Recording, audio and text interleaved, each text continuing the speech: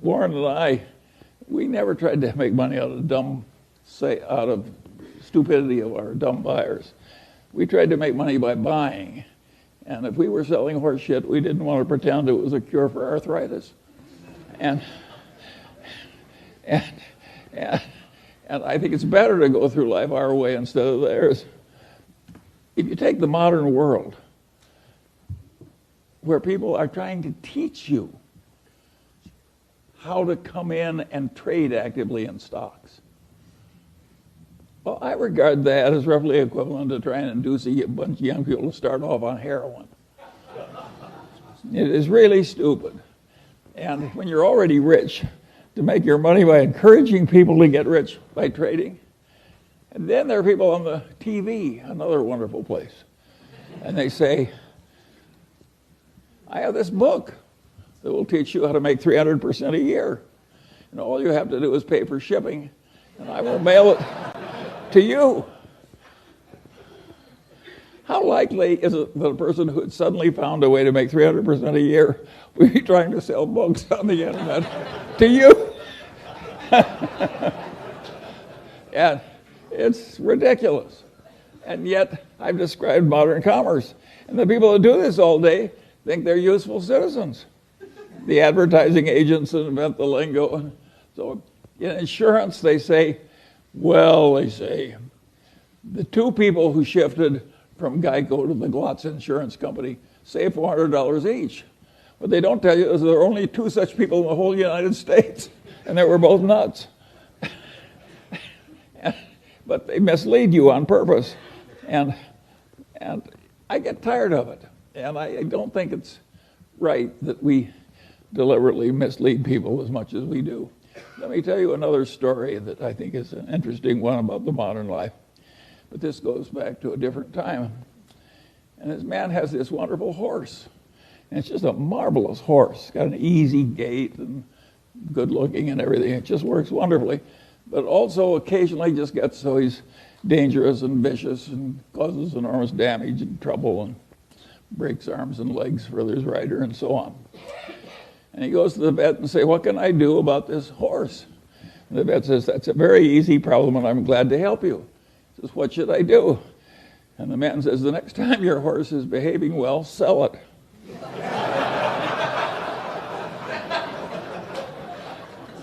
Well, think of how immoral that is. And haven't I just described what private equity has to do?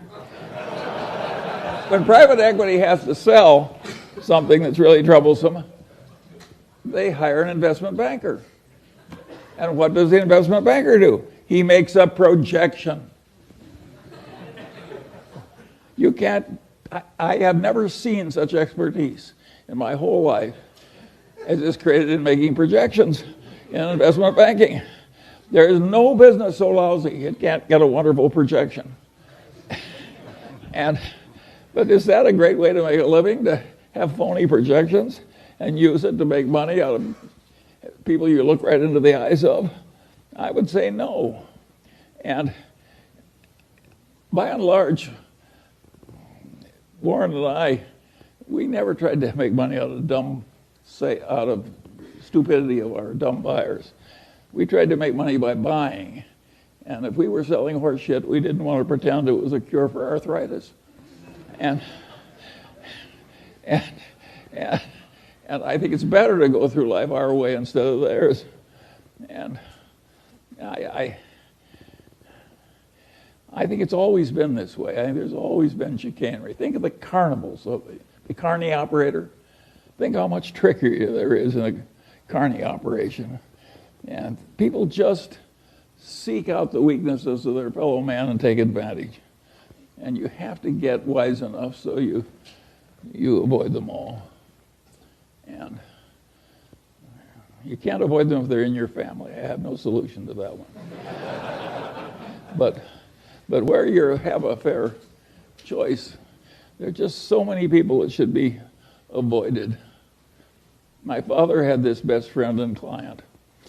And he also had this other client who was a big blowhard.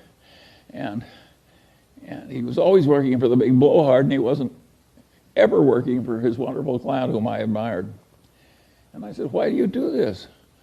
And he said, Charlie, you idiot.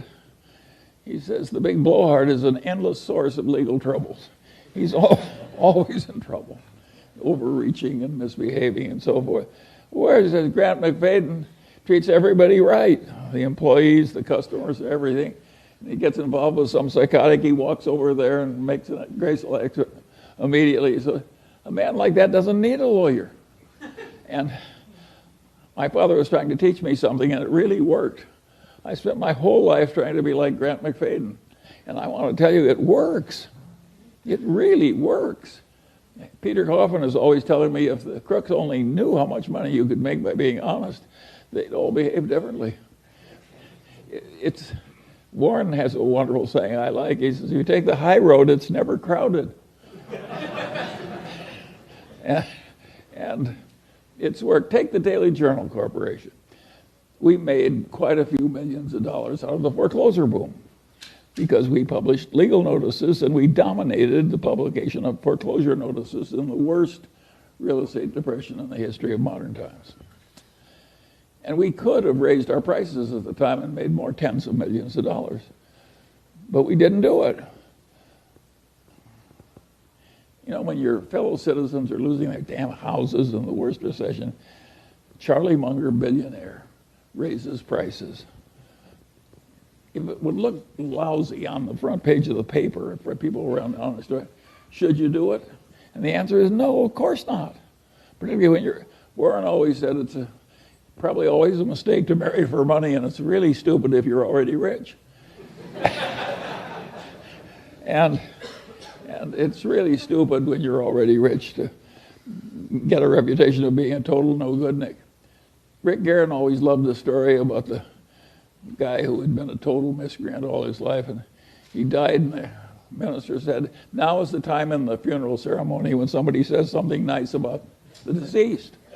And nobody came forward, and nobody came forward, and nobody came forward. Finally, one guy stood up, and he said, well, he said his brother was worse.